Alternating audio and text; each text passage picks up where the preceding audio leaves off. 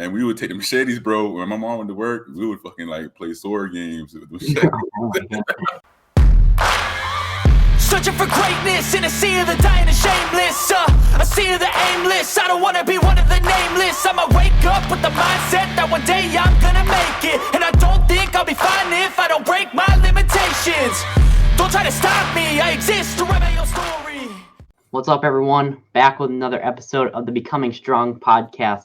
Today, I have a very special guest on the show, JAREK'S. He's an IFBB Classic Physique Pro who competed at the Or Aok Classic and many other shows. I want to thank you for first coming on. But before we get into the podcast, hit that subscribe, hit the like, hit the notification bell, comment on this video to keep the YouTube algorithm alive. Jarek, welcome to the show. What is up, Will? The beast. Appreciate you for having me on, boss. Yeah, I'm happy to have you on. I first discovered you at the 2020 Arnold Classic, or the 2021. I can't remember which year it was, but it was the one that I went to back. I think it was 2021. Yeah, it's 2021. Yeah. And it was, I went there. That was the first ever bodybuilding show I've been to. You know, when I first saw you come out, I was like, oh, this guy looks pretty cool. And you did your whole posing routine, and I was blown away by your posing. And when I went to Terrence's place afterwards, when he won the title, my dad and Terrence were joking around. They were like, I couldn't tell if Jarek was like 50 or 30. Yeah.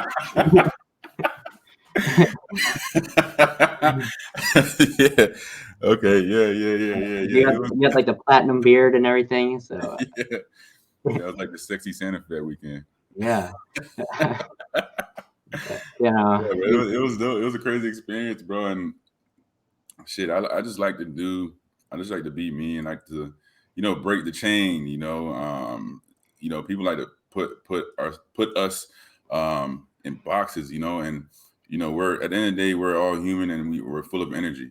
And it's like trapping energy in a box. How can you trap energy in a box, right? So that's kind of my thing. And I've been doing it for every one of my shows. I bring something different look. Whether it's dyeing my hair, dyeing my beard, tattoos, the whole, you name it. Just the whole swag and energy is just different. It's just free, so to say. You know what I mean? Flow state of mind. So that's what we preach over here at my company. Yeah, I want to talk about your company a little bit later because I'm really interested about that. But, I think what you said is great. Like, you don't want to bring the same thing to everything, especially in bodybuilding. You always want to bring something new, the looks and everything you're posing. You always want to bring something new. And I think that's a great thing to live by. And like you said, dyeing your beard, whether it be, it's always good to have like a change. Yeah. And I think, like you said, like change is necessary, especially if, we're trying to evolve the sport, right? Change is necessary. I mean, we see it, we're seeing it happening now. There's a new era of bodybuilding, so to say, coming up, and we're bringing more attention to the entertainment side. The building is starting to look a little different, if you notice. And there's pioneers, a select few pioneers I can name, off the top of my head, that's really bring this to the forefront, including myself. And I'm just happy to be part of history. Yeah. Well, I think you're doing great with your posing. You bring something that is truly incredible. Like, I know that Terrence doesn't do his posing coaching anymore, and he always recommends you for posing. And I think that's amazing because, you have great posing, the transition, the flow with it. I think it's really cool. I try and do these podcasts like every one or two times a month. And, since the last podcast I did, which was Terrence on, it has been a pretty crazy month. Everything with the Will Smith slap, the person attacking Dave Chappelle, the Johnny Depp case, and now Colin von Moger. Did you hear about that? Yeah, man. It's I didn't really like dive into it, but like it's a part of the process of showing the world who you really are. And so like you got to take, you have to take the criticism with that. That's what comes with the territory. And I don't know exactly really what's going on. I didn't really dive into it. I seen it on a YouTube channel. What's his name? He's always keeping us up to date with all the bodybuilding news. I forgot his name. Nick Strength Power, is that one? Yeah. Yeah. I've seen a little bit of what was going on. How they were saying like, he's tripping and he's losing his mind, this, that, and the third, and he's been like belligerent in some cases. I don't know the whole 100. I can't speak on what I don't know, but it's just a part of the game, and the only thing that you can do is kind of just roll with the punches, and just be better for yourself, and not for everybody else. Just be better for yourself. Yeah. Because I know a lot of pressure can cause mental issues. At some point, your mind can break, and eventually reality won't be reality anymore. Not saying that that's how far it's gotten, but the mind is a very intricate thing, and at the same time, it's very fragile. You know what I mean? So, shout out to Colin. I don't know his last name. What's his last name again? Von Moger, I think is how you say it. Von Moger. Yeah. Shout out to him, man. Hold your head up, boss. I believe he's everybody has good in them. Yeah. So I have really nothing to say on that, man. Honestly, When best. When I first got into like the fitness world, when I was younger, I was like trying to find people to like watch and that sort of thing. And he was one of the few people that I came across that I found interesting. I think he had like a cool style and that sort of thing. And I watched him all the time when I was around like 11 or 12. I thought he had a really cool style and that sort of thing. Like I said, and this sort of thing has happened a couple times. It's like this is like the third time something similar to this has happened. And, I think he had a lot of potential to become like a good bodybuilder. I know he did some shows and he would win and that sort of thing, but he had a lot of potential, and I think the partying life and that sort of thing just took over. And a lot of people think that it's something mental, like you said, and you never know what's going on inside a person's head, and it's hard to deal with. So it leads to like doing not the greatest things, and it just truly takes over. Yeah, like I mean, of course, like some behaviors are not acceptable, like just morally speaking, and so hopefully he just learns from those situations, you know what I mean? And only he can make that change at the end of the day, no media, no other bodybuilder, no podcast, not even his mother, can make that change. And so it's just, only time will tell, you know what I mean? Yeah, it is sad, and I wish him the best.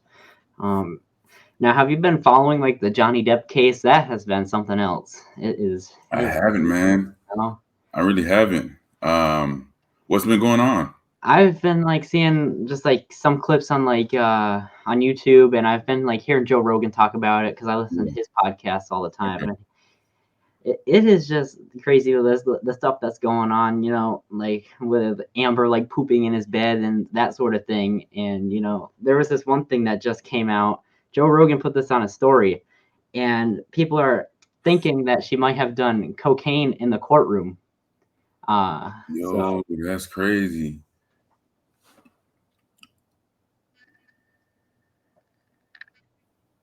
Oh my God.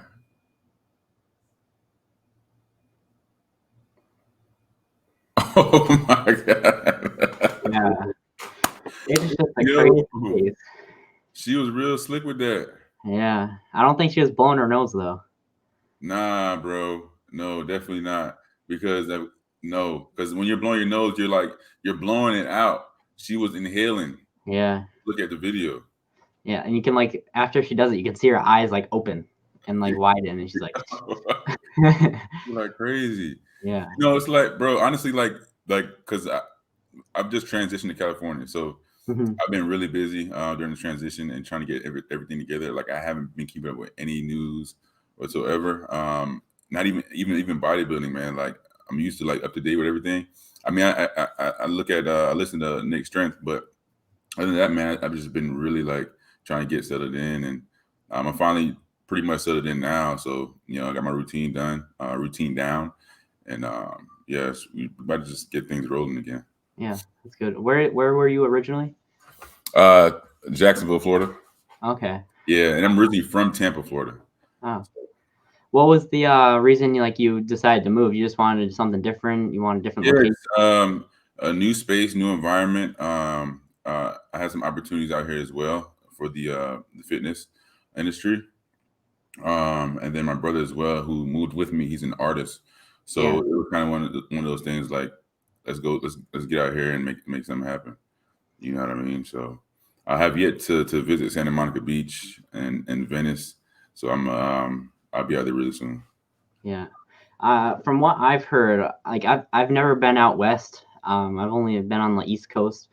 Yeah. So, like I was like listening to podcasts and that sort of thing. Like it doesn't sound like California is like sort of the place to be. It sounds like there's a lot of stuff going around, like with the homeless situation and that sort of thing. Like, what made you decide to move to like California and not somewhere like Arizona or somewhere just near there? So man, to be honest, man, like I've never been a person to follow the flock. And yeah, we see it all the time on the news. We see it all the time. Media tells us a lot of things, Yeah. right? And sometimes media can really, really heighten things.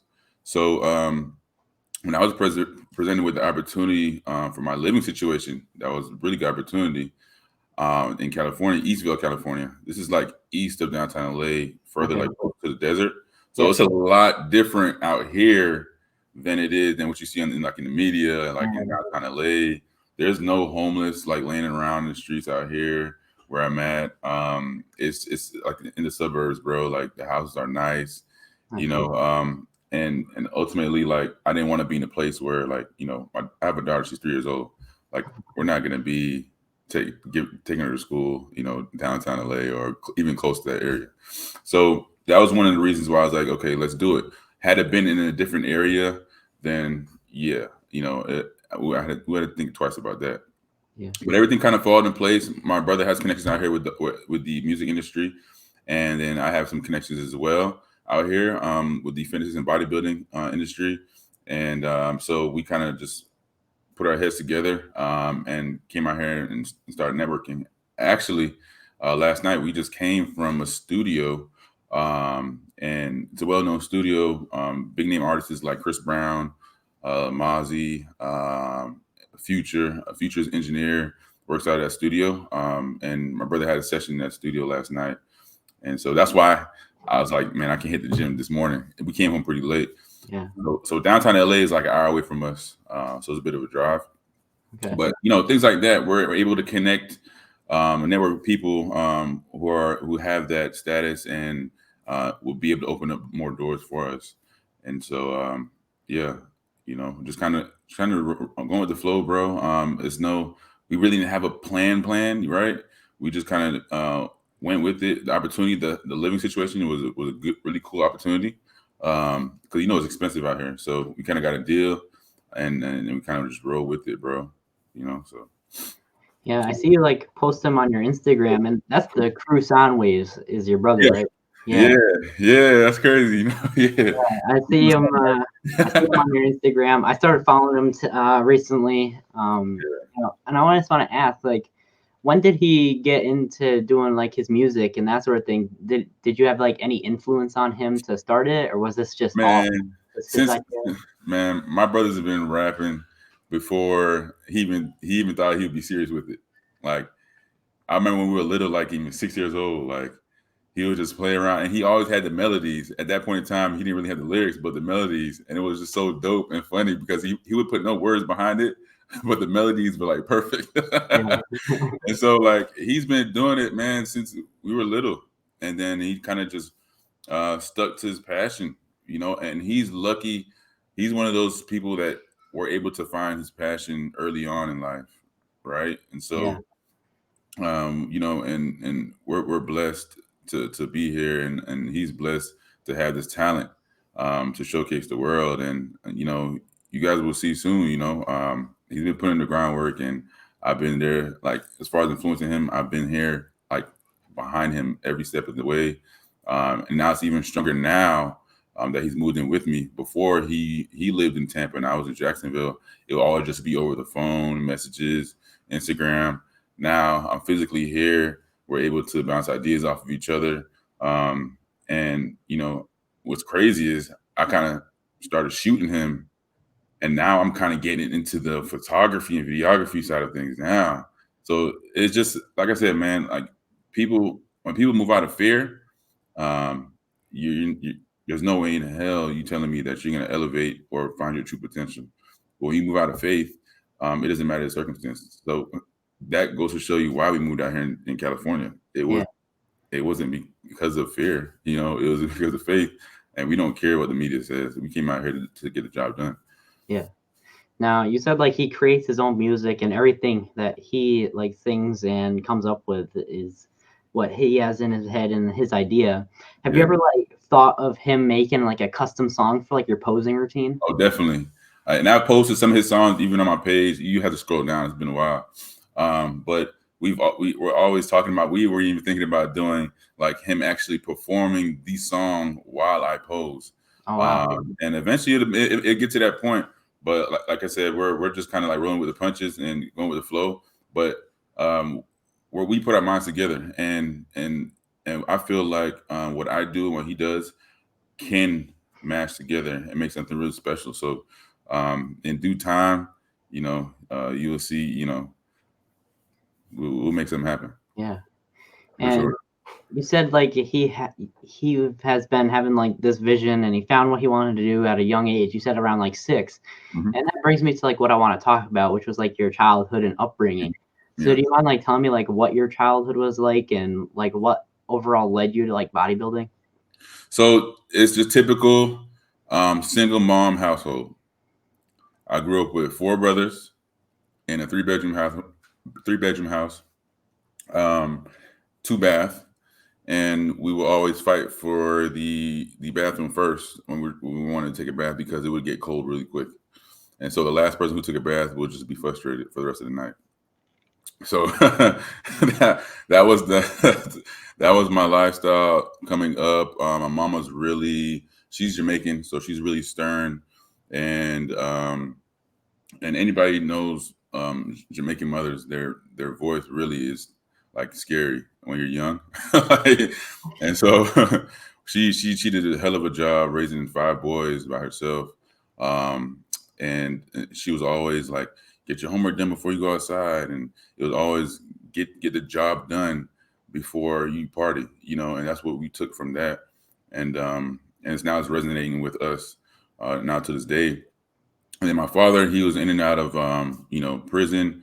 He was out of my life for like 10 plus years. He left when I was 6 and didn't see him again until I was like 16, a little bit before I graduated from high school. And so we was always into sports too. It was a house full of boys. You know what I'm saying? We'll do crazy stuff, like even playing with, like, because if you're Jamaican, you got machete in the garage. you're gonna use that machete to cut down trees and stuff like that. Yeah. That's just how they were brought up. They didn't believe, for some reason, they didn't believe in just, when they came to America to use just, cut it or a lawnmower. So they always had machetes. And we would take the machetes, bro. When my mom went to work, we would fucking like play sword games with machetes. It was fun. I ain't gonna lie, bro. My upbringing, regardless of the circumstances, bro, it was fun. Growing up with my brothers, bro. Like I miss those days because now life hit and it's like we're so far apart.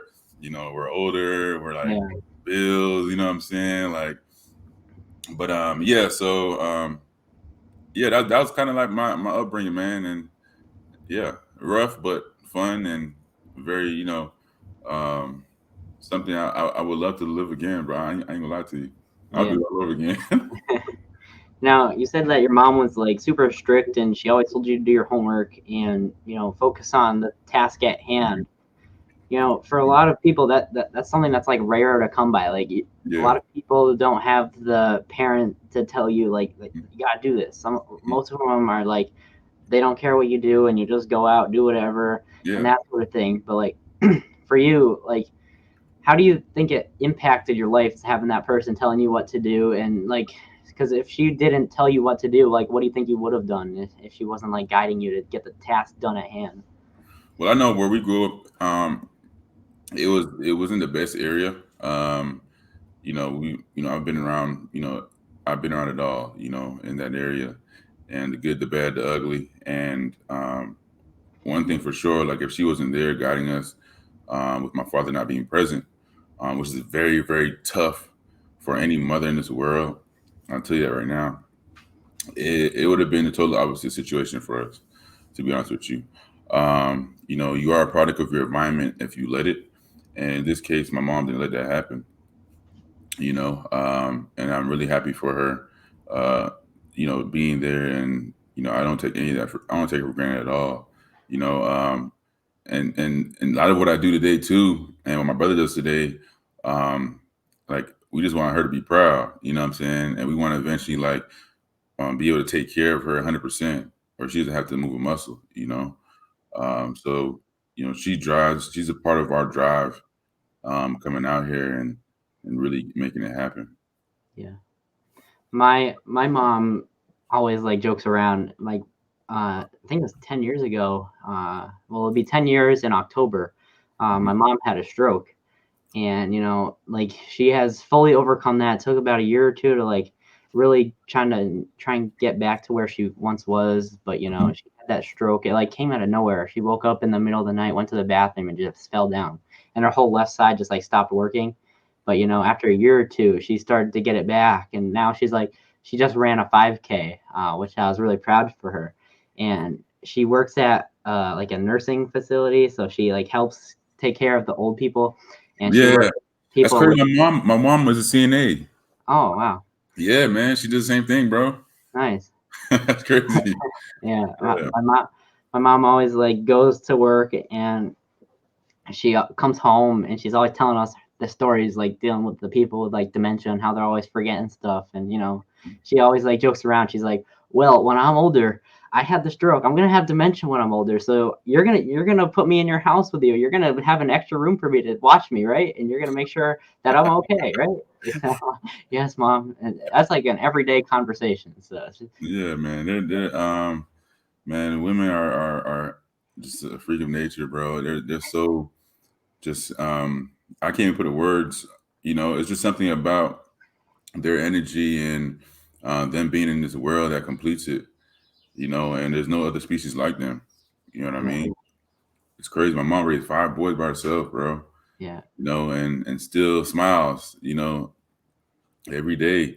There were some tough points, but it's crazy. Like, and I have a child of my own now, and I think about it, I'm like, what the hell? How did she do this? Yeah. It's crazy, but she got it done.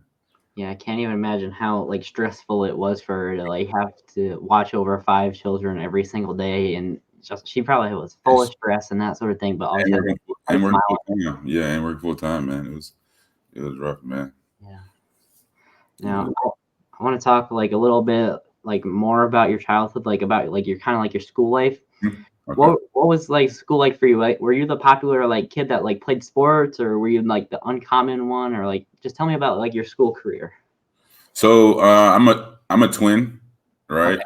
And so I was like the only twin in my high school, or in my upbringing, because it's very rare to see twins. But that was part of the reason why everybody kind of knew us, like, oh, those are twins, and so throughout, you want me to start from elementary all the way up, or just kind of just give you an overview, pretty much? Whatever you want to do. I'm kind of curious about like your high school because I'm in high school right now. I'm a junior, so I'm just curious about. Yeah, so like high school, man, we played for the basketball team. Okay. And we that's kind of how training started for me, because we will do conditioning drills as well, and resistance training was a part of that process in off season, leading up to the season. And that was one thing that I really enjoyed doing. Like, out of like when I look back at high school, that was one of the things I really enjoyed doing, aside from art as well.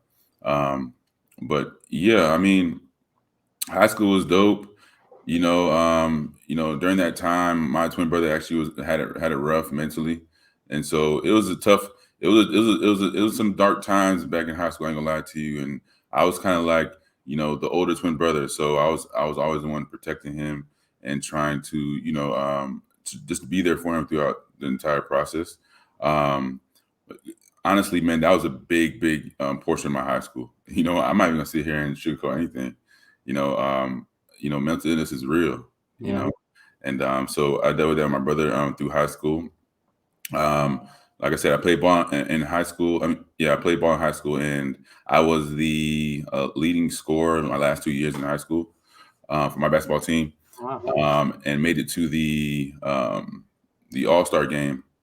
They select a few players from each team in the division, and they play a big pickup game, and all scouts and stuff come and see things like that. So that was a big monumental place in my life as well during high school. And yeah, man, I just enjoyed playing ball, but at the same time, in high school, man, you can be influenced by a lot of people. You can be influenced by the wrong people. And it's true when they say you are who you hang with. And unfortunately, at that time, once you get a certain age, there's only so much your mother can do. You know what I'm saying? Yeah. And we're in the real world now.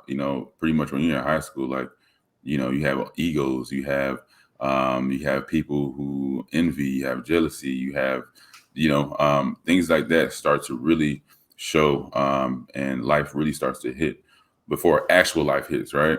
Yeah. And so you get to know you're just trying to figure out yourself. You're trying to figure out who you want to be and who you are. And so a part of that process was me hanging around with the wrong crowd. And it strayed me away ultimately from my first passion, which was basketball. Started smoking weed and, doing all that stuff and not really giving the focus where it needed to be. So I went through that. Right before graduation, well, actually not right before graduation, my junior year, I actually dropped off the basketball team, I think halfway through the year, I believe. Got into it with the coach. I just feel like the coach wasn't giving me the time that I deserved, this, that, and the third. But at the end of the day, when I look back in retrospect, I didn't put the time in outside of practice, outside of the gym. Had I done that, things would have been a little bit different. And so finding in the midst of finding yourself, you tend to put a lot of blame on other people. That's just part of the process. That's just life. And so came back my senior year, balled out. Top scorer on my team, led us to the playoffs. And we didn't make it to the championships, but that was probably one of my best years playing ball ever, and a very triumphant place in my life as well. And so, after basketball happened, the only passion I had left was lifting weights. I mean, that was active, right? I still was dabbling in the art a little bit, and it kind of resonates with my posing now too. But basketball was really like my first passion, and then lifting weights. I loved just feeling good, looking good. Just the pump to me was addicting back when I played ball. And so, after that, I was like, you know what? I treated bodybuilding almost like a second chance, right? I was like, okay, I'm going to put myself in a position where I can focus, where I can, get the job done. Like my mom used to tell me before I go out and do whatever I wanted to do. And so part of that honestly was moving to Jacksonville, away from family, away from old friends, away from the past that, ultimately shaped who I am today. And so it allowed me to now find myself without any influence around me, in a more authentic way, if you think about it, right? Because you don't have anybody else around you that's straining you or pulling you, right? So you're able to really authentically find who you are. And that's where I really found who I was. And bodybuilding was that. And I kind of just I wanted to take it to the next level and make it for that mistake I made, in high school, so, and now we're here, you know what I mean? What I'm saying? So yeah, that's kind of that in a nutshell, man. And, and then ultimately like bodybuilding opened up more doors, so. Yeah, for sure. Yeah, you said a ton of stuff that you just said, and a lot of it is stuff that I've been realizing and learning. Like starting off, I'm not sure if you like listen to my past like podcasts or anything, but I've said it like 100 times. Like, I've never been like a very popular kid in school. Yeah. I've always been like, somewhat under like the average like high school kid. I always had like around 2 to 3 friends, and never been anything crazier than that. Last year, like I would sit alone at lunch all the time. Like no one would like try and come over to sit with me and that sort of Yeah. thing. But when I started doing these podcasts, which was last year, and people started to like come in that I've never like talked to before, and it was people that have always been like rejecting me and that sort of thing. And it's starting to seem like once I started like doing like working and starting to do the things I love and starting to like put a career ahead of me, these Yeah. people that start to reject me start to come in just because I found what I'm doing and stuff, and so they want to be like near me. And my parents have like raised me well to like realize that you can't allow them to be in your life after they rejected you and now they're trying to come back in your life saying that they've been your friend and that sort of thing. And I've come to realize now that I just like being alone now because I Yeah. can focus on me. I can focus on what I want to accomplish. Like, I haven't been to a friend's house since 8th grade. And a lot of the thing that a kid focused on in high school is being like the really cool kid, and you Yeah. want the whole school to like you and that sort of thing. Yeah.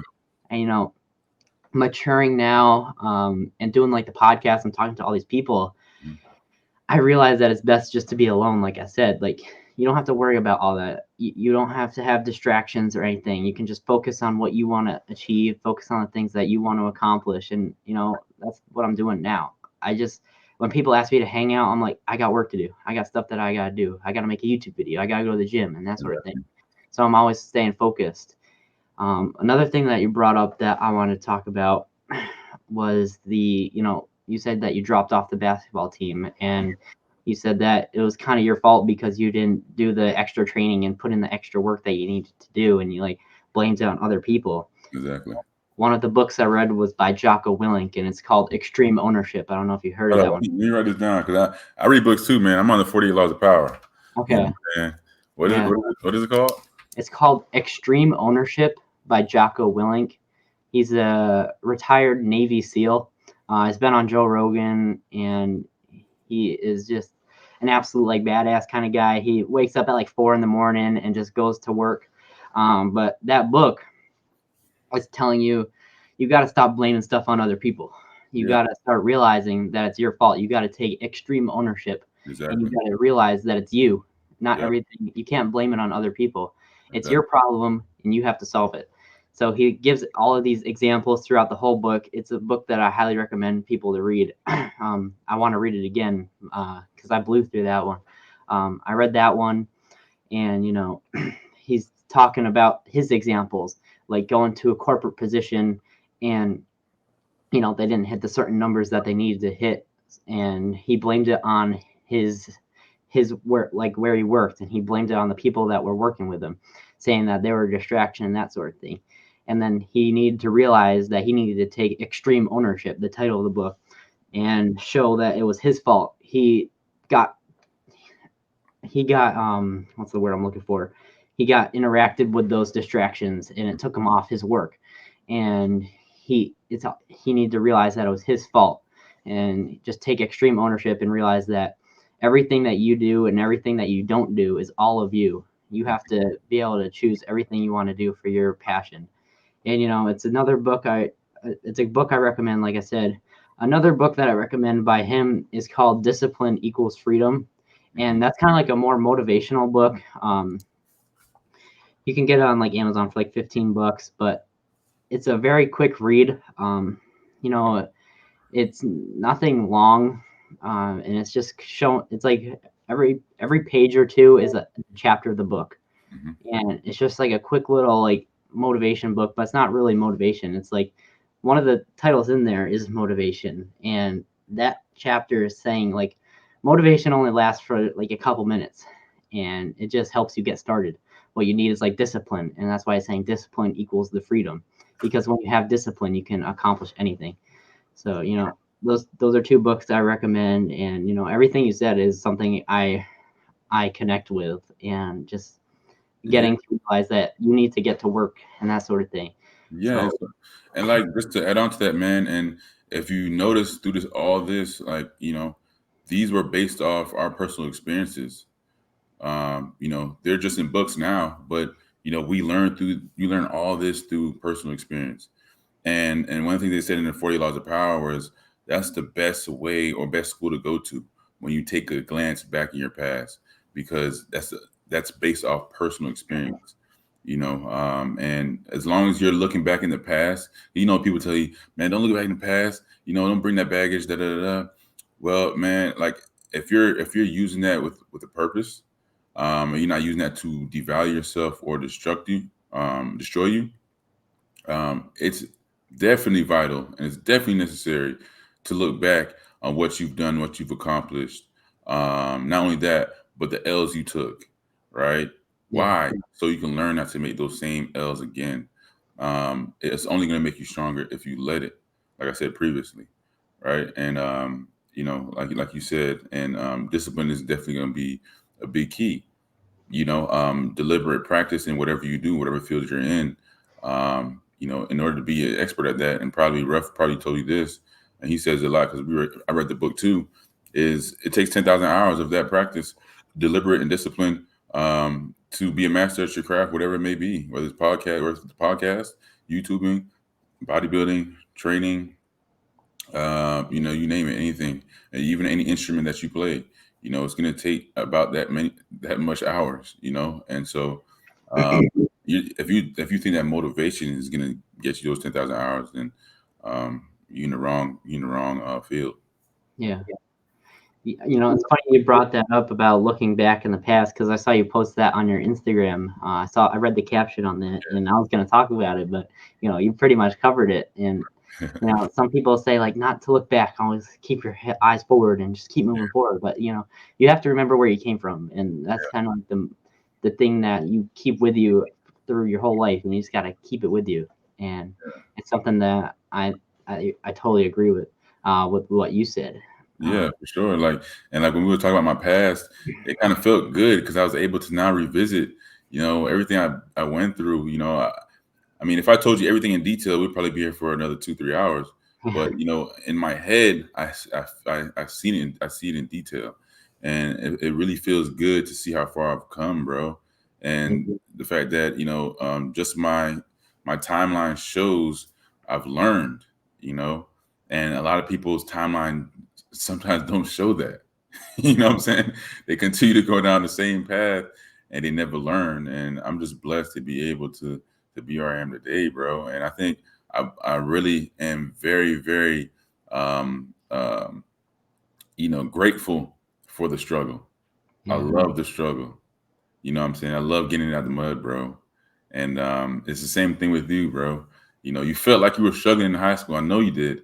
I'm not popular. Nobody's talking about me. Nobody wants to sit with me. Nobody wants to talk to me. That struggle, bro. Take that shit and run with it. Yeah. And look where you are now. You know what I'm saying? Yeah. I'm one of the top bodybuilders. I feel like I am. I know I am in the game, and I'm doing a podcast with you. You probably wouldn't have thought about that in high school. Yeah. Nobody wants to talk to me, man. You know what I'm saying? So this is just like, we're here now, and it's only up from here because we're still going through the experiences, right? We're still gonna take these L's, even in the podcast game. A lot of people are gonna tell you no, or they're not even gonna respond in the DM, right? Yeah, that's happened multiple times. And I appreciate that too a lot. Keep going. You know what I mean?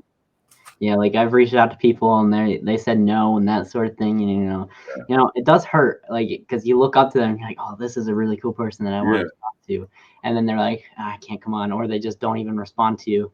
They like read it and they don't even respond to it. And I have a couple of people in the bodybuilding world that have done that to me. I'm not going to say their names or anything, but But see, and they're delusional. to be honest, they're delusional. Like, so what makes you any different because of the number that you see in your bio? Like, I mean, like, I don't understand it. I never will, because I'm just not that type of energy.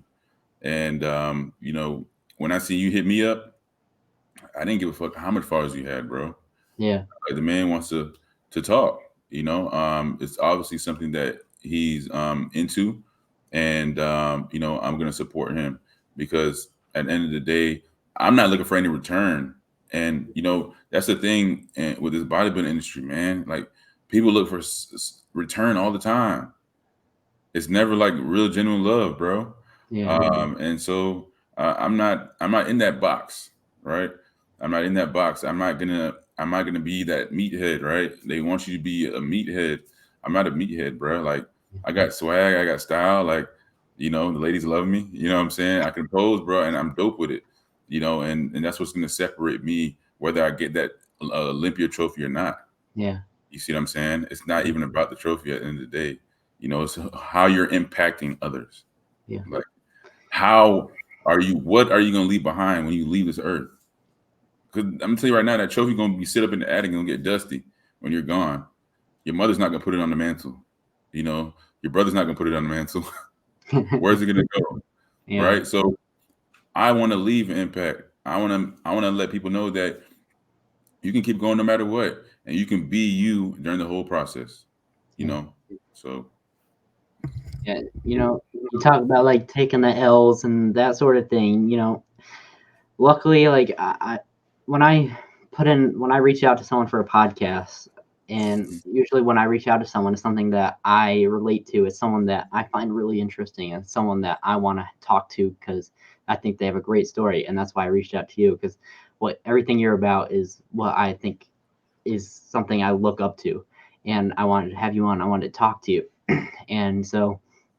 Like I know I reached out to you like 3 weeks ago, and you were in the process of moving, and you said you need some time to like settle in and that sort of thing.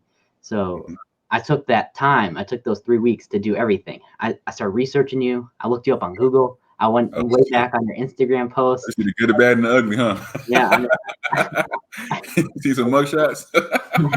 I gotta like put in the work to understand my guests and know what they're going through, and that's how I get all these topics and stuff I want to talk about. And it does sound weird, but I do that for everyone. I take that week or two, and I just try and find out as much as I can so I can have stuff to talk about with you and relate to you and that sort of thing. Exactly. Yeah, and luckily I've had times where I haven't had like the times where I like just like I think we all have it, but we all like bomb in front of the camera. Like you think you're gonna do so great, and then you just do something terrible. Like we all have it. Like if you look at my background, it's a bunch of like nerdy stuff, like comic books and that sort of thing. I was looking at like half this podcast. I was looking at your background. To be honest with you, I like the setup. Like it's. Thank you. We just put this one together. We're usually over here, which is where my other videos are. But like that's my second YouTube channel. It's a comic book YouTube channel. Something that I like to do. It's my second hobby. If I'm feeling stressful, I'll pick up a comic book, read it, and that sort of thing. Because, you always got to have something to get your mind off stuff. Yeah. And when I have that, like, comic books are like the first thing that I'm attracted to before bodybuilding. I'd have a terrible day at school, and, I'd be super stressed and that sort of thing. Mm-hmm. And I would come home and read a comic book just to, like, get out of the world, read about, like, Batman, that sort of thing. To the Gotham City world, and, And that is exactly what the flow state of mind is, right? Yeah. You tap into a zone where nothing else matters, right? And you have this extreme focus and energy, and it's good energy. You're not able to really think deliberately about life or anything outside of that, right?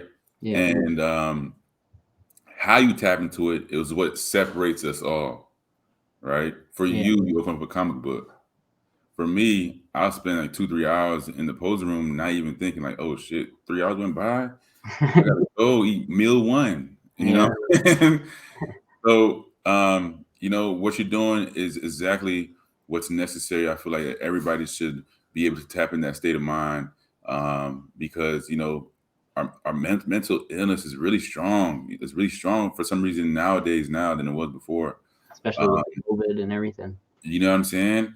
And exactly with COVID is just making it even worse. And so being able to find that flow state, man, it'll save you, bro. Like it'll really, really keep you going, bro. Like, and and I appreciate that so hard. And that's what the message is. Whenever I put out my apparel, and I'm putting out the work of art and my posing, just bodybuilding in general, man. It's just that's what put me in the flow state. You know what I'm saying? And so I'm happy to see that you found you're able to tap into that too, man. And it's some people they just don't know what to do to be able to tap into that state of mind. But like one of the things that you're talking about is being in love with the struggle and finding something to do when you get stressful or anxious and that sort of thing. Like I have multiple things, like whether it be the comic book. Sometimes I'm like, I don't want to read a comic book right now. Like I want to do something else. Like exactly, yeah. But like one of the things that I started doing like this past week, I used to always hate it. I used to always hate running, but when I get stressful or anxious, like now I'll just go for a run. Yo, that is my brother. That's Crew Soundwaves. I'm telling you that right now. He just came in from a run, bro.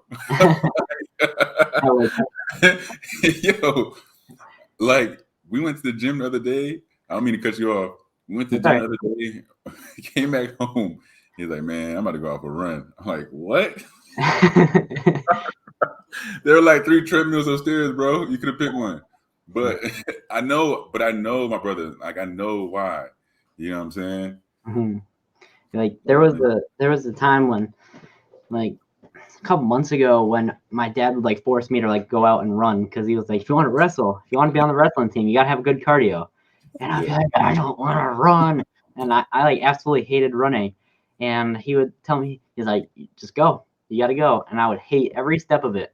But now, like being in love with the struggle, I have no idea how it happened or what happened. But something just clicked inside my head. So every time I get home from school, right when I get home, I drop off my backpack. I go into my room. I change into my running shorts and shoes.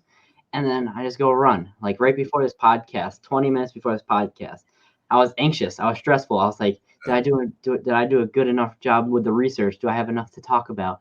Am I gonna fail? And like you always have that vision of failing. Yeah. And it's okay to have those thoughts. Yeah. So like I was getting so worked up. My heart was pounding, and I was like, am I gonna do this okay? And I just gotta like, so I put on my running shoes, walk out the door, throw my headphones. I put on some like just chill music, just like jazz or whatever, just like something calm. Went for a run. I ran 2 miles in like 20 minutes, right before the podcast. I just needed to like clear my head. So I went for the run, got home. I sat on the steps, and I just didn't look at my phone or anything. I just looked out into the trees and everything, and I was just taking a deep breath, focusing. And I don't know why I hated running. And now I just go run to clear my head. Like it's funny. I was running yesterday, and I was running up this huge hill in the thing that I go, and it's like probably like 250 feet of just straight uphill, and I'm running up it, and I'm like, why am I doing this? Why am I running? And when I get to that top, I'm just saying in my head, I'm like, I'm different now. I'm different now. And like, I just kept saying to myself, I love the pain. I love it. And I just kept running. It's crazy. I don't know what happened. But it's something about it, man. Even when I go on, like, because I get steps done, like I got to meet like a certain amount of steps a day. And sometimes when I go out for walks, it just puts you in a state of mind where like you're more creative. Like, and like you said, like when you're stressed, those would be good times to go out for a run or a walk, because for some reason it releases some feel good hormones, I feel. Yeah. And like for Soundwaves, like he goes for a run, bro. He'll put together like 2 song tracks. Oh wow. While he's running, bro. He'll come in and he'll record it. I hear him in his room, he's recording it. You know what I'm saying? Yeah. So like it's something about that run, bro. You keep doing that shit. But I was told by my coach that I can't do it because 1, I'm 250, right? Oh, wow. And then 2, it's just, I guess it's a lot of stress on the body. So we revert to like more of a hit style where we run for a little bit, then turn on intensity, or I would just go for some walks. Yeah. We all have different ways to cope with what we have, and I guess mine now is running, even though I used to absolutely hate it. I still hate it when I'm running. I'm like, I don't know why I'm loved why I like this. I can barely breathe, and I just keep going. That shit's painful, ain't it? Yeah, I'm like. But after a while, like after like the first 10 minutes, like I don't know about you, bro, but my Achilles go numb. Yeah. And it feels like my feet. It's like I feel like my feet is doing this. Yeah. I'm like, yo, I can't go no more. But Yeah. it just don't. What I do is when I run, I don't even think about I think about my breathing. Like I make sure I have a consistent pace. That's definitely something I'm trying to like focus now. Like focus on your breathing.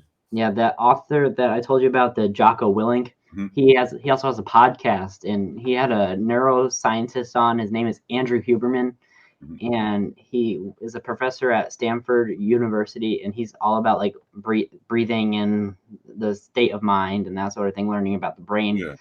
And he was like, when you're running and you get the cramps, it's not because you didn't drink enough water or you don't have enough salt. It's the way you're breathing. So he talks about like how you're supposed to breathe, and listening to that podcast, I tried it today, and if you get like a cramp, you're supposed to take 2 inhales and 1 exhale, and it goes away immediately. You just have to keep a constant breathing pace, or like just a constant familiar, I can't think of a word, but you know what I'm trying to say. Yeah. Like the same type of breathing throughout the whole run. Inhaling and exhaling at a certain pace. Yeah, and it definitely helped me. Like today, this run was so easy. I ran the 2 miles, and I was like, I could probably do it again, because I figured out how to breathe correctly. And it's something that I feel is underrated, which is finding out how to breathe. I think like breathing techniques is a thing too. Like it's a sort of therapy as well. I know my brother was telling me about it because he does it sometimes too, where you're just taking a certain amount of inhales and exhales. I'm not sure. I can't go into detail because I don't do it myself, but I'm probably gonna look into start doing that as well. Yeah, like listening to that, he talks about different ways to like how to get fired up or how to like calm down. And I said it backstage. Like yesterday, I hit the 4 plates on the hack squat, which I was super happy about. I know that like to you, that's like, oh, I can warm up with that. Good. Them hack squats is brutal, man. 4 plates do something to me. To be honest with you. Like sometimes I'll either, I have different ways to like get into it. Like when I'm like personally for hack squats, I like to get fired up because I know it's gonna be brutal, and I know I'm gonna be dead afterwards. And after I do my heaviest set, I got 2 or 3 more sets to go. Yeah. So like listening to him talk about the way of breathing, like to get fired up, you do fast, short inhales and exhales. So you're like. And it gets your lungs expanded and ready to get to work. Okay. So like right now, I just did that, and I was like, and you feel a little jolt of like Yeah, so you did that like 10 times right before you're about to go, and your lungs expand, and you're ready to go. And when you want to like relax, he says you're supposed to do this at night when you're laying in bed before you go to sleep. You take one big inhale. You hold it, and then you do inhale more. You don't let anything go. You inhale, hold, and then inhale again and do a long exhale. And, you do that like 5 or 6 times, and you're ready to pass out like immediately. So you just have to because in a way you're almost like make yourself pass out. Yeah. Yeah, because you're like, but yeah. So I started taking breathing more seriously because it helps with a ton of things. And, it's something that I think everyone should try and learn more about. I'm definitely getting into it. Like it's crazy because me and Sally were talking about it a couple of days ago, and how we should block out a certain time of the day just for that therapy. Yeah, in like 5-10 minutes. I think crazy. I don't know if you're like into martial arts or anything. I can't remember what Gracie it was, but there's this family. It's called the Gracie family, and they're known for like being like one of the greatest MMA, jiu-jitsu, and that sort of thing in the world. And I can't remember if it's Royce Gracie or someone else, but if you look up on Google and or on YouTube and you look up Gracie breathing technique, you can see him doing vacuums, and you see like, how with a vacuum you like breathe in, right? Mm-hmm. He can do the vacuum, but also keep his 6-pack in like together, and then he can open it sideways. And he is talking about it, he's like, it's all learning how to breathe. and you see him like move it out and in and then up and out. It's crazy to watch. You just see him. He's like moving around with only his stomach. He's not like going like this or anything. It's just his stomach is moving, and it's all from learning how to breathe. Oh shit, And, that's crazy. I'd be kind of dope to put in a routine. Yeah, like you're just like you're like double bicep, and you see like your abs opening. I don't know what the reaction would be, but it would be worth a try. Yeah. Still amazed how he does that, but I'm moving on. I want to like talk about one of the things that you've been saying quite a bit throughout the podcast, and that's the word flow and the word state of mind. Yeah. And I want to talk about your company, which is Flow, right? Can you tell me like how you came up for the idea for this, and like what the initial start to it was? Like, one of the things I want to do is I want to start my own business, like a clothing line, whatever it be. And like I've been watching videos like Gary V and that sort of thing. And you gotta have the idea. And they're always saying you gotta have the idea. You gotta just go and start. But one of the things I'm curious about that I don't hear people talking about is like, how do you start? Yeah. Like what's the process to start the thing? Like, I know you have to come up with an idea. But like, how do you create the website? How do you create the business? How do you get it out there for people to see? So if you don't mind telling me like how you created your business and how you came up with a vision for it. So it started with a point in time where I was working for one of the biggest fitness companies in Orlando at the time. I don't know if they're still big. Not gonna say anybody's name, but we kind of parted ways. It was a mutual feeling that we weren't on the same page. With that though, I did sign a contract, and so apparently I breached the contract, and I wasn't able to online coach at all for like 2 years. Oh, wow. My daughter was just born at that time. Money wasn't coming in. Started hustling a little bit on the side because I had to make ends meet. And so part of that was posing coaching. And so I was like, man, because I started falling in love with posing, around that time as well. And around the time where I started teaching myself was when I started teaching other people. So I kind of was learning as I was going, as I was teaching at the same time. And I was like, you know what? I'm just going to start a company. I'm just going to start a company. I didn't know how to do it. I didn't know how to put together a website. All that process happened during me building the company, like learn how to put all those things together, right? Yeah. And so you won't know how to do something unless you actually do it, or you find somebody else who's smarter than you in that field. So that's my biggest advice for you on that. And so I started, and I had to come up with a name, obviously. And the first thing that clicked was Flow. And it wasn't Flow like it is today, right? It was Flow like as in flow, with your pose. It's like flow with your pose, flow with the transitions, right?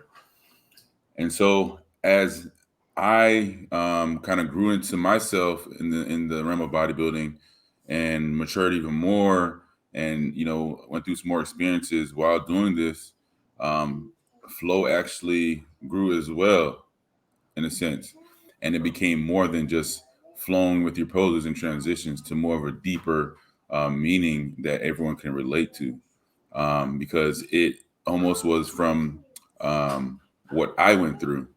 And I know I wasn't the only one going through the same situation where I was pretty much on my ass and had to figure out a way to keep going, right? And, tap into that flow state of mind, which at the time I didn't even know that was a thing, right? I had to do research too, right? I had to make it make sense.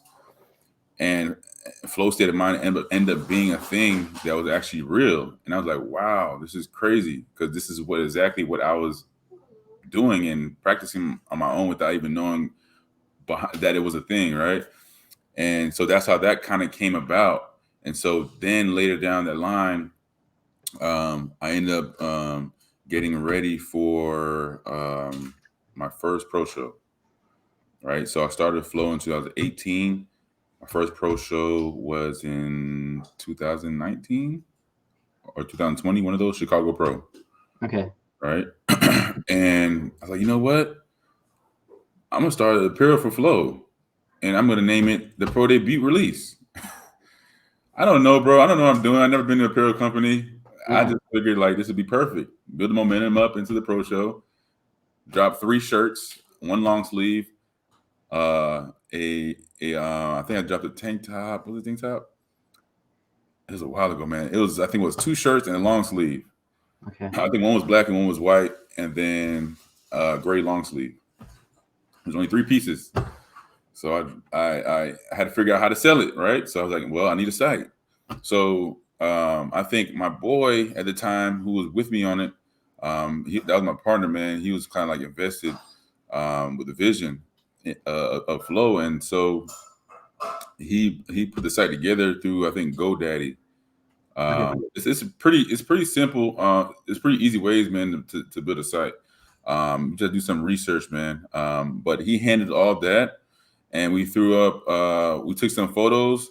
It was a photo of Cameron, my coach currently, me, and I think it was a couple photos of him and Flint. He's one of my athletes today. Okay. And we threw him up on the site, right? Put a price on it, and we released it. I think we released it. Was it I think it was either peak week or that Friday before the show, before the actual bodybuilding show. And that was my first 3 pieces of clothing, bro. Flow at the time it was Flow Apparel. Just started pushing it, and we actually sold out. We had like a couple pieces left that weren't sold out, but it's pretty much sold out. And I was like, damn. Like we did that, and I think we did it in like a week. I was like, whoa, all right, well, we about to just continue this shit, man. Like we're just gonna keep going, bro. And we dropped another because we were dropping it. We brought the idea to drop it in like releases, like special releases where it doesn't come back out, right? And that was kind of our way of doing things and getting people to buy it. Like, hey, you better get on it now because once these are gone, these are no longer going to be restocked.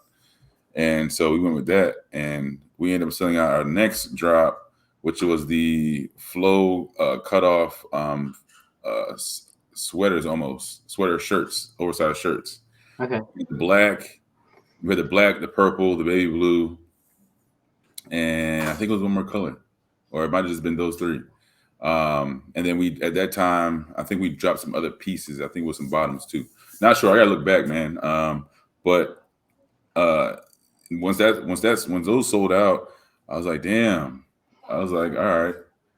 And we just kept going, bro. And we just kept going. And my thing was I wanted to bring something different. And so I ended up linking with after the first drop, I ended up linking with a production company or a manufacturer in Pakistan, and it was crazy how it happened, bro. They DM'd me on Instagram after my first drop. Wow. And it's like, hey, we made clothes. I thought it was like a scam. Yeah. So he sent me his WhatsApp. We started conversing on WhatsApp, and I was like, man, I don't know if I send this man some money. He started sending me like samples of stuff that he could do, and I was giving him ideas of what I wanted to do, and we kind of worked out a few samples. And then he actually made them, and he sent me videos and everything making them. I was like, well, he can't be bullshitting. Like, so I sent him like, I think it was like maybe like $1,000 for the first set. And that was for that second drop. And it came through, bro. It took 2 weeks though. I was like stressed out for like 2 weeks. Yeah. It came through, bro. Quality was crazy. I was like, yo, all right. And so yeah, I just kind of ran with it, bro. And and now we're here. The last drop I did was a while ago. It was a pretty big inventory, so I put a lot of money into it. And it was like a few bottoms, tops, even a woman's side that I even dropped because the production was off, and I had to send it back. And it's a lot. Once you get really deep into it, it's stressful, bro. Like really, really like the manufacturing side of things, that's where the stress comes. But once you get it perfect and how you want it, man, it's fun wearing your own clothes. Like right now, I got my own tank top. These are my hats. And they'll be dropping on the Win with Elite site because I've joined up with Cameron, and we have a coaching team. And so my apparel is also on that site now. And right now we have the flannels and the joggers up right now. I got to count some inventory and stuff and get the hats on there and the tank tops and a few other stuff. But yeah. Yeah, you brought up two things that I wanted to say. The first one is a pretty funny story. You talked about how you got the message from the guy from Pakistan. Yeah. It's hard to like tell whether people are trying to scam you and just trying to get your money, and if they're like fake and trying to like hack your account. Funny story. I can't tell. Like, it's hard to tell sometimes. Like, are you real or are you just like a bot? You know? Exactly. So I got a message like about a week or two ago, and it was this guy. He was like, "You look pretty big," and I was like, "Thank you." And then he was like, "Are you on gear?" And I was like, "No, I'm not on gear. If I was, I would look totally different." Yeah. You know, so like when I saw that message, I was like, "Oh, this guy's a normal guy. He's just trying to get to know me more and that sort of thing." Yeah. But that's like hard to understand. Mm-hmm. He messages me, and he goes, I make my own gear, and I want to see if you're interested in buying it and that sort of thing. I make my own. I could send it to you. Just give me all like your health stuff, and I can send you some bottles. And I'm like, I'm only 16. I'm not gonna take gear right now. And if I am, I'm probably gonna be like in my early 20s when I'm ready, when my body's ready to take it. And then he just kept responding with LOL every time I said it. And you know, it's hard to tell. I click on his profile, I look, and I'm looking, and I couldn't tell because like that first conversation looked like it seemed real. I didn't click on any links because you know he didn't send any, and I wouldn't click on any if he sent them. That's where it all goes. And what was I saying? Like I clicked on his profile, I was looking through, and you know he clicked. I was looking on his posts, and he was showing pictures of him bodybuilding. I was like, oh, this guy's pretty big and that sort of thing. But I've never heard of this guy. I looked through his following list, and no one's following him. And I click on it on another post, and it's him on stage with Sean Roden and a couple other guys. And I'm like, I don't think that's real because like your photo, it looks like you're photoshopped in. But I couldn't tell, so I just stopped messaging it. Bro, yeah. For everybody out there, do not click on those links in the bio. I mean, the DM. Okay, do not do it. Yeah, like I went through. Luckily, he sent no links or anything for me to click on. And if he did, like I said, I would definitely not click on links. You see James Hollingshead get hacked and that sort of thing. Telling you. But when I looked through his posts, I was like, all right, this guy's not real. So I went through and I just deleted it. I blocked him just in case, because you know. Yeah, bro. Yeah, I get countless counts like that, man. It gets so tiring. It's to the point where even Instagram made up a feature where they hide those type of DMs, and you can just click on it if they're hidden. I don't ever click on any of the hidden messages. It gets overwhelming, bro. Sometimes. Yeah, for sure. You know. The second thing that I wanted to talk about, I'm sorry that we passed an hour, but you know, that I want to talk to you about. There's more to you than just bodybuilding that I want to talk to you about. Like, anyone can just go up on Google and look up your name and learn about your bodybuilding history. But I feel like there's so much more to you than just bodybuilding, like your whole life and that sort of thing. The second thing I want to talk about was the product with your clothing. You said when you got it back that you were looking at the quality of it, and you said that's the one thing that can get super stressful. So did you ever have to like send back clothing or have constant battles with trying to get exactly what you want? So and so you got to think about in the midst of all this, bro. I'm prepping like for my first pro show, right? Well, just got from prepping for my first pro show because I didn't reach out until after my pro show, I believe. Actually, I started with him my first drop as well too. Yeah, so I was like, you know, in prep brain, all that good stuff. You know, I don't care what anybody says. Like, we're not robots, okay? You're deprived of food for so long.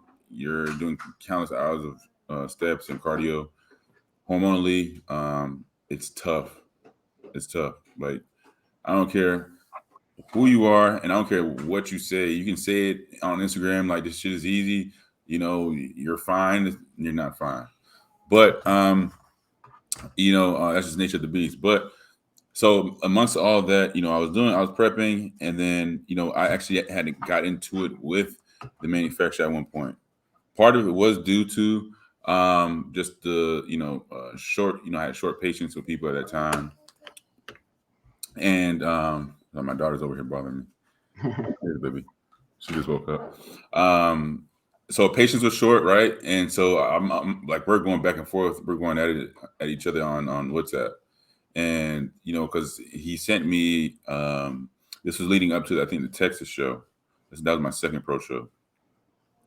Stress was very high then, and he sent me a production of, and nobody knows this, bro.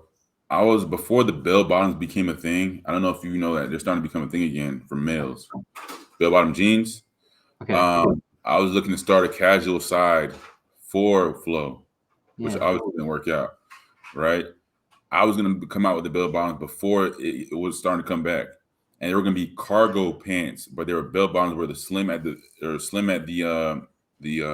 above the knee, and it starts to flare out towards the shin area. Okay. And that's what I was working on behind the scenes. Man, nobody knew this, but I was working really hard to get them right, and we just can never get them right. And I was sending him measurements. That's a hard thing too. Like, it's different when you're actually face to face with manufacturers, and then when you're like doing business over WhatsApp. Yeah. You know what I'm saying? So I'm sending him photos for reference. I'm sending him measurements of how I think they should be pertaining to my physique, and then I have to think about people who aren't as big as me and how their measurements will be. And there's a lot of back and forth to try to get the numbers right and get the fit right. And then it takes 2 weeks for you to even get a sample to try it on, right? And then when you send it back, it's going to take another 2 weeks for them to get it back. And then they have to send them the sample. It takes another 2 weeks, and that might not be right. So you already spent a whole month getting really, you're getting somewhere, but you still haven't. You don't have a final product. It's been a month, and now you're about to step on stage, thinking that you're about to get a release before the stage, right? Because that's my whole thing. I wanted to make a release leading up to like my shows. That's how I wanted to kind of do my business. And so it just put a lot of stress on. I put a lot of stress on myself because I had high expectations of him, and I'm new to the industry of clothing, and I didn't realize that this is actually a part of the process. Like, there's no way around it. Like, it doesn't matter what manufacturer you go to, you're gonna be going back and forth trying to get it right, at least how you want it to, how you envision it. And the way I envisioned it was not getting right, and so we just threw that out the window. Just went with strictly just fitness. To me, I think it's more of like athleisure wear because I can wear it outside the gym as well. Yeah. We kind of just took that route, man. And then next thing you know, I see bell bottoms everywhere now. Like, I don't know if you're into like the artists, like lifestyles, like like I said, my brother's an artist. Like, a lot of the artists now wearing bell bottoms. It's like the trend to come. The trend comes and goes. And so it's so funny. Like, we were already planning on coming out with them, and it just never happened. Yeah. So yeah, it is a lot. It's a lot, bro. It's a lot. Yeah, that's definitely like a ton of stress to have on a person, especially in prep. Yeah, I was going through prep time too. Yeah, I went through the site because I clicked on your links in your profile, and you had like the different things about like flow, your posing, your coaching, and then I clicked on your clothing because I wanted to see what you had. And when I clicked on the link, it brought me to the Win with the Elite site. Yeah. And, I was looking through, and, I clicked on that flannel because that's what attracted my eye. And I was looking at it, I was like, dang, this is a really cool flannel. And, I feel like I'm going to get one of those because I really like that style. And it's so crazy. Once I came out with the flannels, a couple other companies, I ain't gonna say their names, they're bigger companies, obviously they have more leverage than me. Yeah, they started coming out with these cutoff flannels. Not saying that's never been done. Like, of course it's been done before. Like, Ronnie Coleman had made his own fucking flannel, and it was in a documentary. But like I said, trends come and go, and I kind of like see those patterns, and I kind of like to be ahead of it. And so that's why I came out with the flannels and cut off flannels, and next thing you know, we got these other companies come out with these flannels and stuff. Yeah. But it's funny, man. Yeah, I especially like how you have the logo on the back with the big like paint swish, and it has the word flow under it. I think that's really cool. Which that is the Enzo circle. Oh, okay. That in Buddhism is just pretty much accepting the imperfection, right? Because you only get one stroke. Yeah.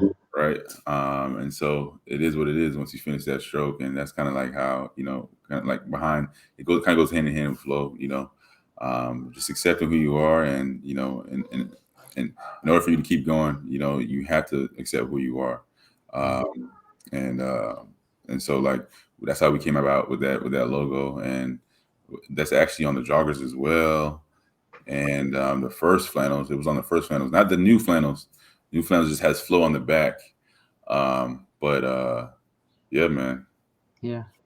Definitely gonna try and get some of those clothing because I really like them. So I'll let you know when I have it. If I do end up getting it, which I probably will. But Yeah. You have a lot of cool stuff on there, and Yeah, I think you're doing really well with your clothing. yeah. So you'll see like Women with Elite clothing as well, and then you'll see Flow's clothing as well on there. Yeah. Like I said, I have the hats up there soon. I got a few hats left. I'm just gonna go throw them up there. Tank tops. These tank tops actually, and a few other pieces, I believe. Yeah. But Nice. for sure, man. I appreciate you, man. Before we go, we do have some questions from the people of Instagram that I wanted to get to because I don't want to leave them out. So I'll get to the questions that they asked, and then I'll let you go because I don't want to take up all your day. So, yeah, straight up. Let's see. I don't think I got any responses. I believe I think I did, but I haven't checked. Here we go. My people don't like looking at my stories, man. They just want to see me pose. They're like, we don't want to hear none of that. All right. I'm gonna start off easy. Favorite all-around exercise? Favorite all-around exercise is gonna have to be. Honestly,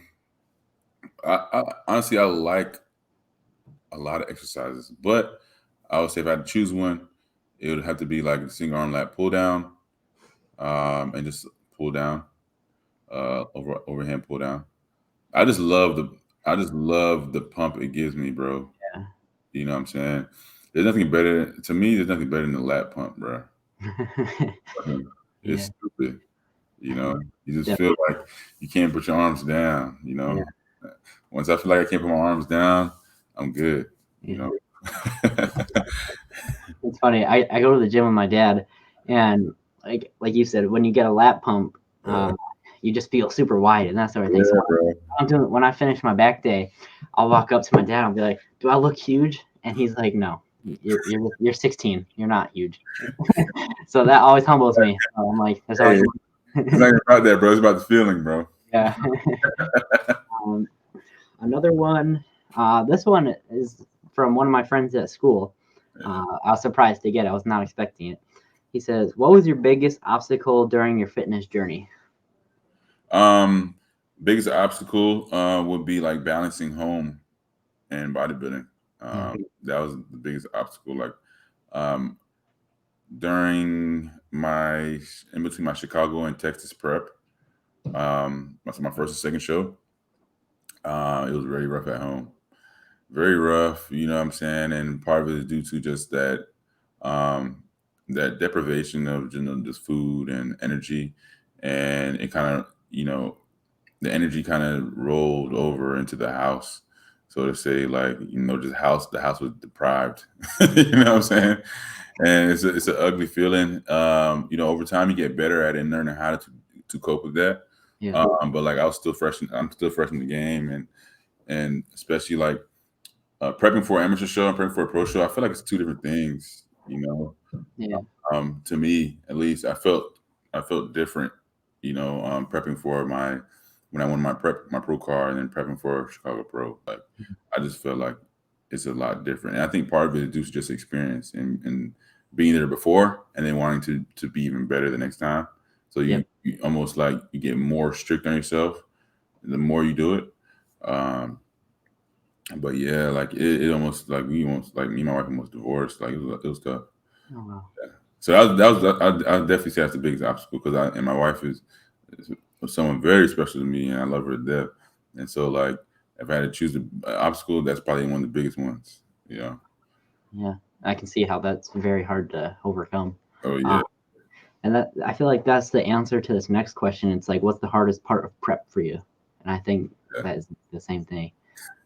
Yeah, being able to just be, still be, aware and still having, the love for those around you the same way you would outside of prep, and understand that when you're prepping, in a way, they're prepping too because they have to deal with a lot of your shit. Yeah. You know what I'm saying? So I think that's a good answer right there. Like I want to compete one day. I know that the IFBB changed their rules to like you have to be 18 to compete. I had no idea. Yeah, that was pretty. It was like a month ago. I think they said that That's you have to good. be 18 to compete. Yeah. So like I've never had the experience with prep. Like I've been gaining for about 2 years now. Like if you didn't know, when I first started high school as a freshman, when I was 13 or 14, whatever age I was when I started high school, but I was 95 pounds.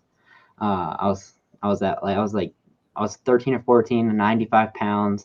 I joined the wrestling team. I did the latest weight class. I was 106 pounds, but that was the weight class. But I was never 106 pounds. I was like 99 or 100. But now, I've been, like I said, I've been gaining for all these for a while. Yeah. So now I'm 185 pounds, so it's officially like 90 pounds that I've gained throughout high school, and I'm only a junior, so I still have all this year left. And I absolutely hated eating, and right now I'm eating 5,700 calories a day. That's what Terrence has me on. You are blessed, bro. I'm telling you that right now. Like, I eat 5,700 calories, bro. I'll be 300 pounds in no time. And it's not gonna be good weight. It's been good. Like, it's also hard. Like I said, I've never been a huge fan of eating. But getting used to eating all that is it's hard. Like there are days where I'm like, I can't do this. I can't eat anymore, and you get so full. So like I know that like I've heard all the stories about prep and like you are like dying pretty much because you have like no energy. But it's like I just want to experience prep so I don't have to eat all this. Yeah, bro. But and that's the kind of like the loop that we go in. You'll feel like that right now, and then when you get in prep, you're like, man, I want 5,700 calories. Yeah, for sure. It's always what your mind wants right now. Yeah, well, it's the body. It's adaptation process that your body goes through. Yeah. Our body's built to survive. So we're gonna want less if we eat too much, and we're gonna want more if we're too deprived. But yeah, bro, right now I think I'm at. I don't even think I'm at. Let me see real quick. I don't even think I'm at 4,000. Oh wow. And yeah, man, I've been gaining slowly. And I think I'm just one of those guys that can really like blow up if I really wanted to. To be honest with you, because man, I can get in size easy, bro, and strength is like through the roof right now. Yeah, that's good. But I definitely don't want to take that route. Like I'm good. I just want to stay in classic. Because honestly, not a lot of people know this, but I gained 10 pounds, close to lean body mass, that year from my amateur to my pro debut. Because on stage, this is like lean, right? On stage, I was shredded too when I was an amateur. On stage, I was 200, I think, barely. And then my Chicago Pro, I was about like 210. 211, something like that. Oh, yeah. Yeah, bro. And we did it 1 year. So Yeah. yeah. This next question is a pretty funny one. I laughed when I first saw it. I think you'll get a kick out of it too. Can you crack a walnut with your bicep? Wow. I don't know. Damn, that's tough though. A walnut? Bro, that's tough. Video on Instagram where it's the guy with the egg and he puts it there and he flexes like different. Yeah, I've seen that. But nah, I mean, I'd have to try, but I do like honey walnuts and rice. Yeah. You should try it. Bro, try it. I'm telling you. Okay. Walnuts and rice, bro. All right. I thought that was a funny question. I had my wife addicted to that dish for like 2 months straight, bro. And she ate it for breakfast, lunch, and dinner. We got 3 more questions that I'm going to ask you. What is a quote you heard recently that you really enjoy or really like? I just heard this recently. The distinct difference between a human and an animal is the fact that we are deceptive. That shit hit me hard. Yeah. Yeah, bro. I was like, damn, that's true. That's facts. It's like when you hear a quote like that's really good, you just like stop life for a second. You just like really think about it. And yeah, bro, it's real life. You know, we're pretty evil. We're pretty evil, man. But we're just built that way, and we're not. And sometimes it's not. We don't do it out of the act of hate or destruction, but we're just wired that way. We are. When we're powerless, we're miserable or frustrated. It's just unbearable to us, and so deception is something that just comes with gaining power. And gaining power can be the good thing. It can also be a bad thing. Like it's not it's always bad, and it's necessary for us, Yeah. One that I've heard quite a while ago, and I'm still surprised that I remember it. It's something that I really, really like. The quote is, "If you want to succeed as bad as you want to breathe, then you'll be successful." It's like saying like you need to breathe to stay alive, and if you hold your breath, you're like you want that breath. You need to breathe. Yeah. So if you want to succeed as bad as you want to breathe when you can't breathe, then you're going to be successful because you need it. I really like that one. That's probably the most famous quote ever, because it really put it in perspective. Like, okay, you really want it, bro? You really say you want it, bro? Okay, well, if you want it as bad as you want to breathe, bro, then you really want it. I don't want to hear shit. You know what I'm saying? Like, that really just shut all that up. Like, it just shut up all the noise. Mm-hmm. Like, you feel what I'm saying? So, yeah, I agree with that. Another one that I heard, I know that we just talked about it, but like not looking back. But this one's just, I know it's like not what we talked about looking back and seeing it. But I still think it's a good one. It's about looking forward. And it says when a spaceship takes off, it doesn't stop. It always keeps going to outer space. It doesn't stop like halfway, because if it does, that would be really bad. I like that. That makes sense. That makes sense. I think I'm gonna get a spaceship tattoo. I gotta find more space. What is the most valuable characteristic when it comes to a coach? Right off the head, man, I would say being able to be versatile, in a sense that not all your athletes are the same, so you have to be able to be versatile with personalities. That's the first thing that came on top of my head, honestly. But at the same time, it has to be some type of genuineness as well. Like a lot of coaches put themselves first, so they want that W, but they don't have the interest at the athletes. How do I say that? How am I saying that? The athlete interest at their best, right? So they don't really put forward what the athlete wants to achieve. So it might not even be that they want to win W's, right? Yeah. It could just be that they want to either build a company, and bodybuilding is a way of driving that traffic. It could just be they want to get on stage at a certain time, or they want to achieve a certain look at a certain time, and they want to get on stage and have fun, right? A lot of coaches out there, they they almost hold some athletes back in a way, for their personal gain, again, power, right? And that's just something that is just not fair for some athletes, And when I, because I coach as well, when I started coaching, that was something that I kind of almost fell into, that little trap. But then, like I said, how do you want to leave this earth? How do you want, how would people talk about you when you're gone? And that's kind of like the mentality that I live by now, bro. So always remember the coach works for you. A lot of times athletes forget that. Yeah. The last question is one of mine. It's my fan question that I want to ask you. You brought it up a couple minutes ago, and you're talking about how you're gonna get a spaceship tattoo now, like as a joke. But like, what is your first tattoo, and what's your favorite tattoo that you have? My first tattoo is my mom's name on my upper abdominals here. Okay. And and actually, me and my brother got it at the same time. I think Soundwaves, he got his, I think either on his chest or somewhere else. But we chose a different body part, but it's gonna be her name.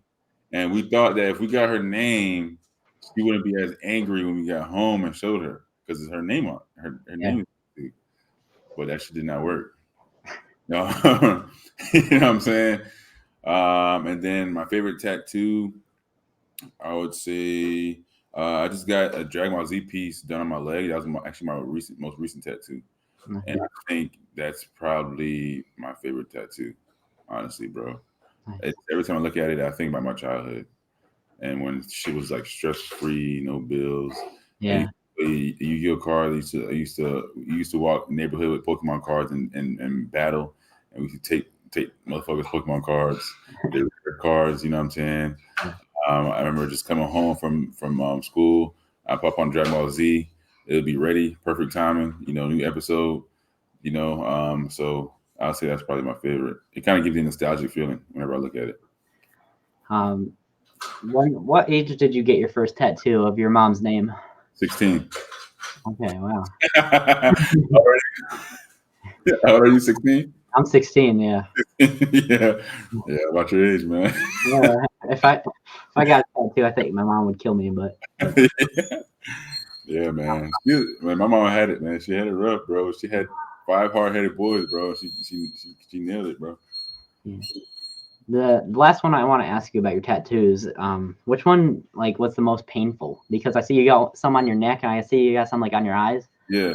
So I actually got these done. I think it was towards like right before Texas Pro on my second show, and that just says "Live Free." What you perceive is how you will live. So I was like, man, that'd be a perfect place to put it. And I'm never a person that gets tattoos based on other people's opinion or what they feel like it should mean, and this, that, and the third. I always get tattoos for me and the meaning of it for me. Yeah. You know what I'm saying? So when people say, why'd you get this or why'd you get that? It's going to be the same answer for every tattoo. You know what I'm saying? Yeah. I got it for me, but also, like I said, I used to take art classes as well in school. I was in art, drawing, actually took extra art classes to get more advanced into it. And then eventually my passion just changed quickly. Like as you grow, you'll notice your passions will change. You'll notice that either your passion will grow or those same passions will open up other doors to other passions, right? Yeah.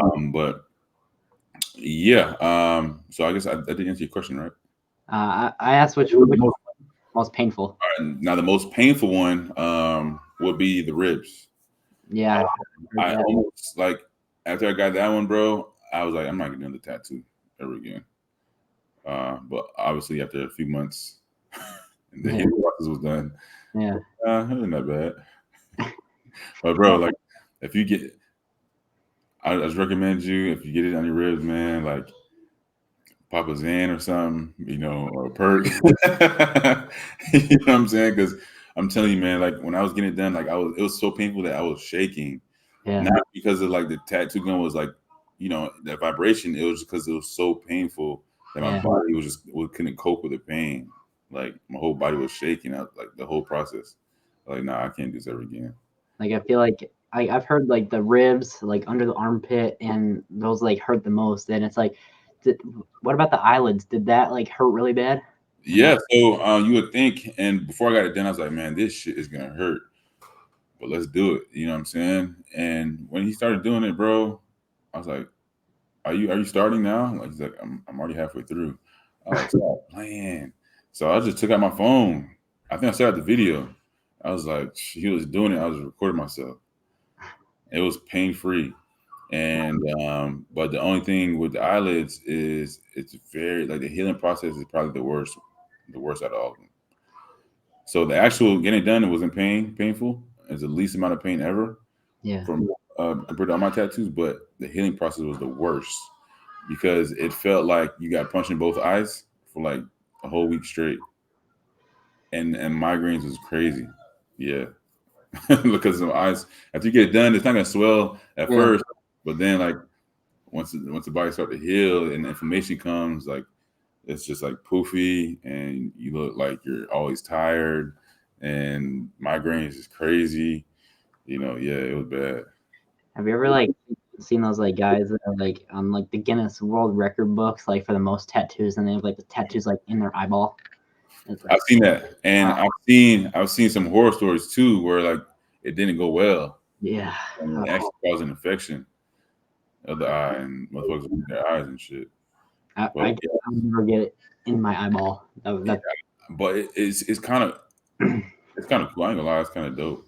Like if there was a better way of like going about that and actually like precise, like 100%, health free, way of going about it, I'd probably get it done, bro. That's just kind of.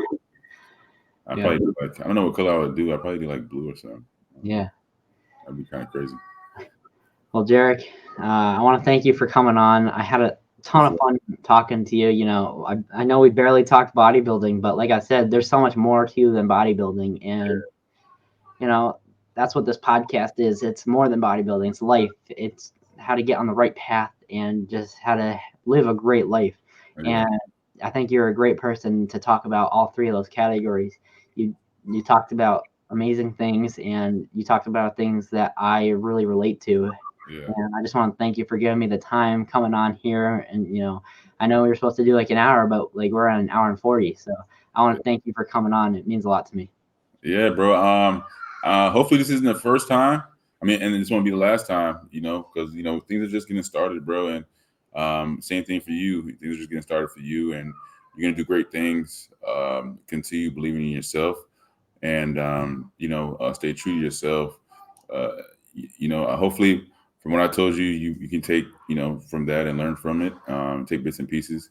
But at the end of the day, no man can change you. You have to do yourself. But I appreciate you having me on, bro. Remember, keep going, man. You know what I'm saying? Well, thank you for everything. I'm going to give you the big screen right now. Why don't you tell everyone where they can access your links, your posing, your clothing. I'm going to give you the full screen. Tell them what you got coming up. Just give them everything they should know. Sweet.